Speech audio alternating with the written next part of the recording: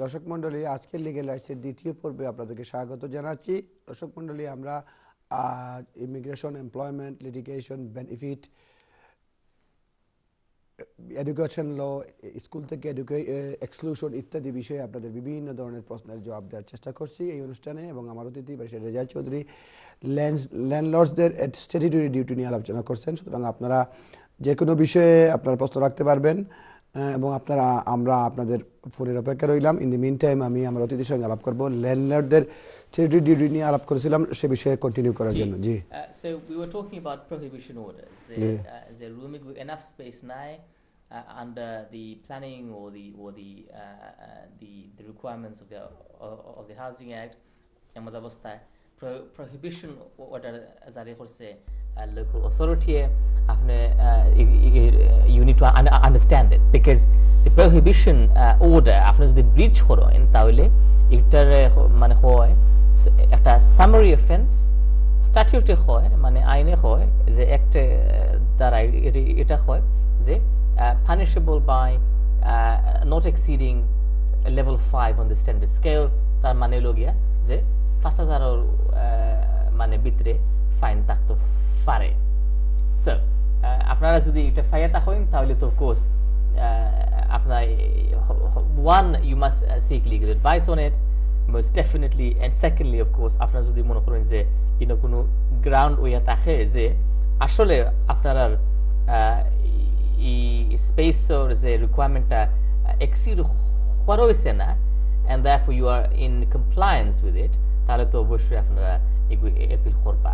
যদি করিয়া থাকেন তাহলে তো of course they will take that into account, and the appeal requirements, the appeal timetable as একটা আছে এটা স্ট্যাটিউটে মানে স্টিপুলেট করিয়া দেয়।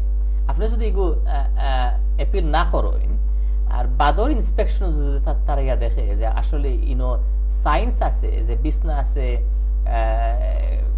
জুতা আছে, খেতাবালি সকলতা আছে, মানে খাওয়া আছে, সবটা আছে তাহলে তারা এটা মানে নিয়ে নিব যে আপনি এটা ব্রিচ আসেন। ব্রিচ করার বাদেও যে নেক্সট স্টেপ হইল গিয়া যে তারা সামন্স একটা জারি করব from the magistrates court. Magistrate court থেকে সামন্স তারা জারি করিয়া আপনারে মানে আজিরানা দেওয়া লাগবে। এটা যদি দেন তাহলে আই এম অ্যাফ্রেড আনলেস যদি আপনি সলিসিটর ব্যারিস্টার ধরিয়া যদি একটা কিছু করতে পারেন আর করার সুবিধা আছে, এটা যদি কিচ্ছু না করেন তাহলে তো আপনার তো মানে প্লি গিলটি করার লাগবো, আর কোনো উপায় নেই। আপনার তো কোনো অ্যাপিল মানে ফাইন শাস্তি যেটা আমি কইছি একটু আগে যে সামারি কনভিকশন ফাইন হলো গিয়া আপ টু 5,000 pounds।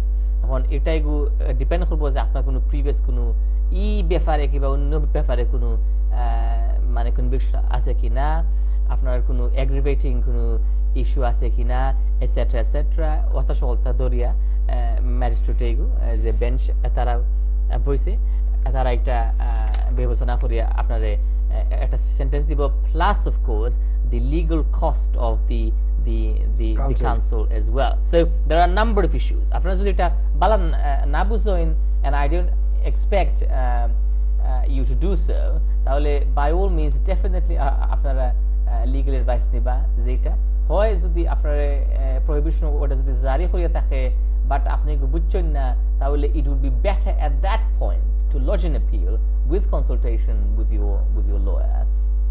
আর যদি আপনি আনফরচুনেট যদি থাকেন যে আপনার ফাত্তা কোনো দেওয়াইছে না, তাহলে নেক্সট স্টেপ যে যদি জায়গা যে আপনার সামন্স যে ইস্যু করা হয়েছে, then of course আপনি immediately legal advice নৌকা। So that's one aspect of the prohibition order. আরেকটা আছে যে স্ট্যাটিউটরি রিকোয়ারমেন্ট হইল গিয়া যে আপনার মনে হলকা যে গরর মানে কর্নারে একটা মানে ক্র্যাক আছে, দরজা ভাঙ্গি পড়ে যায়, জানালার ভিতরে মানে ক্র্যাক আছে, কোনো উন্ডু এবারে মানে লড়খড়া, আপনার ভিতরে যে কিচেনের যে যেটা মানে ফার্নিচার আছে, কিচেনের যে ওয়ার্ডরোব সকলটা ভাঙ্গি পড়ে যায়। এমন অবস্থায় একটা খালি মানে ফার্নিচারও নাই, যে বিল্ডিং ও স্ট্রাকচার যে স্ট্রাকচার যে স্ট্যারস ওর ক্র্যাক আছে, স্ট্যার একটু লড়খড়া আছে, এই নিশাই নেই। অল দিস ইস্যুস তারা যদি দেখে ইন্সপেকশন দিয়া যে আসলে মানে ওয়ার্ক করা লাগবো, খাম আরম্ভ করা লাগবো, খাম যদি না করেন তাহলে this will directly impact on the safety and well-being of the occupants of the property, তাহলে একটা দেখে তারা ইন্সপেকশন দেখে তারা হইতে পারে যে তোমারে আমি সার্ভ করলাম একটা ইমপ্রুভমেন্ট নোটিস, যে মানে this is the local authority, local council improvement notice. Improvement নোটিসের ভিতরে আমরা যাতে যাতে আইডেন্টিফাই করছি এজ পার আওয়ার ভিজিট, আমরা ভিজিট অনুযায়ী একটা আমরা আইডেন্টিফাই করছি, ওগুনটা প্লিজ তুমি তোমারে আমরা 100 দিন দিলাম as required by the statute, তুমি ইমপ্রুভ করার লাগিয়া। ইমপ্রুভ মানে 100 দিনের বাদে আমরা অন্য একটা ফার্দার ইন্সপেকশন আমরা ক্যারিয়ার মানে করবো, যে দেখবো যে তুমি ইমপ্রুভ করছো কি না। না ইমপ্রুভমেন্ট নোটিসের ব্যাপারে হইতে পারে যে ফায়ার সেফটি মানে হ্যাজার্ড আছে, আপনার যে স্মোক অ্যালার্মের ভিতরে 2টা ব্যাটারি আসলা মানে দিসলা আপনি 20 বছর আগে দাদা বুদ্ধি খারাপ হলো, যে এগু খাম করে কি করে না আপনি চেক করছেন না, আপনি মনে করছেন ব্যাটারি তো খাম করে, আপনার দেখা হয়েছে যে ফায়ার ডোর আপনার এগু ফায়ার ডোর নাই, আসলে কিচেনের ভিতরে যে মানে ফায়ারের ব্ল্যাঙ্কেট নাই, এই নিশে নেই। ওটা যদি আপনি যদি ইমপ্রুভ না করো, ধোকা ইমপ্রুভমেন্ট তো খরচ হইল গিয়া অত বেশি নাই, আসলে বেশি হইলে 400-500 পাউন্ড। আপনি যদি মনে করেন না আমি এগুলো জেনুইনলি আমি এগুলো ডিসপিউট মানে করবো, তাহলে তো আপনি গেইন আপনার মানে অ্যাপিল রাইট আছে। আপনার ফ্রম দি মোমেন্ট আপনার ইমপ্রুভমেন্ট নোটিস সাফ করা হয়, তখন আপনি বুঝতে ওই লগিয়ে আপনি অ্যাপিল করা মানে it's absolutely in your interest to do so. আপনি যদি অ্যাপিল না করেন, না করিয়া যদি বাদে যদি আপনি এখন বড় গলায় যে আমি I dispute all of that, তাহলে এটা কিছুই হবে না, কারণ আপনার যে মানে যে অ্যাপিলের রাইট যে একটা আসিল আর সময় আসিল, দ্যাট উইল হ্যাভ পাসড, আর আপনি অ্যাপিল দিচ্ছেন না, অল বিকজ যে আপনি প্রসিজারটা আপনি ফলো মানে কোনো follow G. So again the next step যে further inspection যে সময় ক্যারিয়ার হইব, তখন যদি দেখে আপনি কোনো খাম মানে স্টার্ট হইছেন না, তাহলে they will serve you with a summons, because যে আপনার হইব যে you are in breach of the improvement notice and therefore you have committed an offence under the Housing Act 2004. R again convictions যদি ওই যে আপনার, তাহলে পানিশমেন্ট হইল গিয়ে fine, not a prison sentence, fine হইল গিয়া up to 5,000 pounds। আপনার যে প্রিভিয়াস কনভিকশন যদি কিছু থাকে সকলটা দেখিয়া মিটিগেশন শুনিয়া আপনার যে ফাইন দিব, আর যদি ফাইনের যে সময় দিব আপনি একটা এগ্রিমেন্ট আইতে হইবা immediately that day in front of the bench of the magistrate.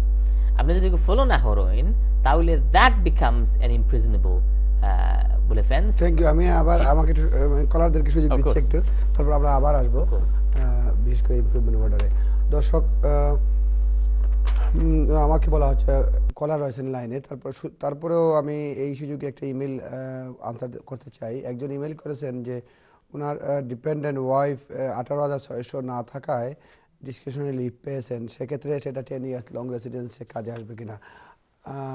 Yes, আমার জানা মতে কাজে আসবে। যদি ভ্যালিড লিভ থাকে তো কন্টিনিউয়াসলি 10 ইয়ার্স থাকেন, সেক্ষেত্রে অ্যাপ্লাই করতে পারবেন, অসুবিধা হওয়ার কথা না। Thank you. দেখি এখন লাইনে কে আছেন, কি জানতে চান? হ্যালো, আসসালামু আলাইকুম। হ্যালো, আসসালামু আলাইকুম। ওয়ালাইকুম।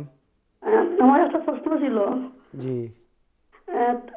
জানুয়ারি 10 তারিখ আর 2013 ফাইসল ইন্ডিপেন্ডেন্ট লিভ পাইছেন আমার হাজবেন্ডে। আমি ব্রিটিশ, তাই ব্রিটিশ তো পারবানি এখন মানে তাই করতে পারবানি, সিটিজেন করতে পারবানি। জানুয়ারি 10, 2013 ইনডিফিনিট লিভ টু রিমেইন পাইছেন? জি। এক ভদ্রলোকে কি তার বেসিসে পাইছেন? তাই পাস পেতে পাইছেন, পাস পেতে। আচ্ছা, এখন প্রশ্ন আপনার কিটা? প্রশ্ন তাই ব্রিটিশ সিটিজেন লাগে ফর্ম করতে পারবানি এখন? না, ব্রিটিশ সিটিজেন পাইতে হইলে 1 বছর অপেক্ষা করা লাগবো, তার বাদে পাইবা। ঠিক তাই আছে? জানুয়ারি হওয়া লাগবো নি, নেক্সট জানুয়ারি হওয়া লাগবো নি, হওয়া লাগবো নি নেক্সট জানুয়ারি 14 জয়। তো নয়াজে একটা আইন করে ও আইন হওয়া লাগবো নি বাদ দিয়ে নয়াজে একটা আইন করবো না নি অক্টোবরও অক্টোবরও কিতা আইন করবো আমার কৌগা? কইন যে বি1 করা লাগবো, তাই পরীক্ষা পাস হওয়া লাগবো। অক্টোবরে অনেক ল চেঞ্জ হইব, আপনারা দেখো কোনটা চেঞ্জ করে। B1 আসিল, এটা B1 এটার ক্ষেত্রে মনে হয় নাই। তারপরেও আপনি এই অপেক্ষা করোকা, তখন আপনারা ইয়ে করতে পারবা। ঠিক আছে? সিটিজেনশিপ এলিমেন্টস থাকতে হইব। সুতরাং অক্টোবরে এক্স্যাক্টলি কিতে হইব, এর আগে অনেক চেঞ্জ হইতে পারে, আপনি অপেক্ষা করোকা। কিন্তু তাই এখন এখন যে হয়েছে শুধুমাত্র ইনডিফিনিট পাইছেন, ইনডিফিনিটের কন্ডিশন হইল গিয়া 1 বছর উইদাউট কন্ডিশন থাকা লাগে, তারপরে অ্যাপ্লাই করা লাগে। আর নতুন অনেক চেঞ্জ হয়েছে সিটিজেনশিপ, বিশেষ করে কনভিকশন বা ড্রাইভিং অফেন্স বা অন্য কিছুতে গুড